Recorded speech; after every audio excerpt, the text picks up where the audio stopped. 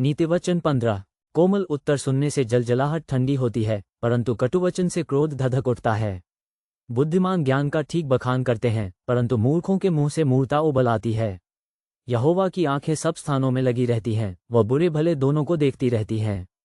शांति देने वाली बात जीवन वृक्ष है, परंतु उलटफेर की बात से आत्मा दुखित होती है। मूढ़ अपने पिता की शिक्षा का तिरस्कार करता है, परंतु जो डांट को मानता वह चतुर हो जाता है। धर्मी के घर में बहुत धन रहता है, परंतु दुष्ट के उपार्जन में दुख रहता है। बुद्धिमान लोग बातें करने से ज्ञान को फैलाते हैं, परंतु मूर्खों का मन ठीक नहीं रहता। दुष्ट लोगों के बलिदान से यहोवा घृणा करता है, परंतु वह सीधे लोगों की प्रार्थना से प्रसन्न होता है।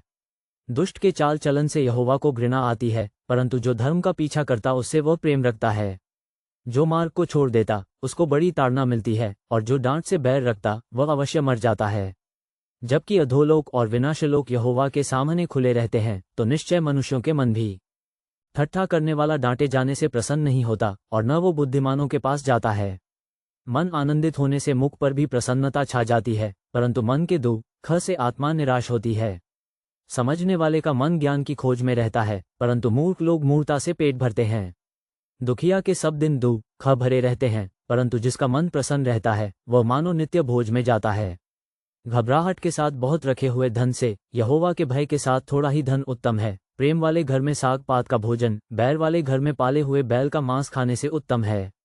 क्रोधी पुरुष झगड़ा मचाता है, परंतु जो विलंब से क्रोध करने वाला है वह मुकद्दमों को दबा देता है। आलसी का मार्ग कांटों से रूंधा हुआ होता है, परंतु सीधे लोगों का मार्ग राजमार्ग ठहरता है। बुद्धिमान पुत्र से पिता आनंदित होता है, परंतु मूर्ख अपनी माता को तुच्छ जानता है। निर्बुद्धि को मूर्खता से आनंद होता है, परंतु समझ वाला मनुष्य सीधी चाल चलता है। बिना सम्मति की कल्पनाएं निष्फल हुआ करती हैं, परंतु बहुत से मंत्रियों की सम्मति से बात ठहरती है। सज्जन उत्तर देने से आनंदित होता है, और अवसर पर कहा हुआ वचन क्या ही भला होता है। बुद्धिमान के लिए जीवन का मार्ग ऊपर की ओर जाता है, इस रीति से वो अधोलोक में पड़ने से बच जाता है। यहोवा अहंकारियों के घर को ढा देता है, परंतु विधवा के सिवाने को अटल रखता है। बुरी कल्पनाएं यहोवा को घिनौनी लगती हैं, परंतु शुद्ध जन के वचन मनभावने हैं। लालची अपने घराने को दुख देता है, परंतु घूस से घृणा करने वाला जीवित रहता है। धर्मी मन में सोचता है कि क्या उत्तर दूं, परंतु दुष्टों के मुंह से बुरी बातें उबल आती हैं। यहोवा दुष्टों से दूर रहता है, परंतु धर्मियों की प्रार्थना सुनता है। आंखों की चमक से मन को आनंद होता है, और अच्छे समाचार से हड्डियां पुष्ट होती हैं।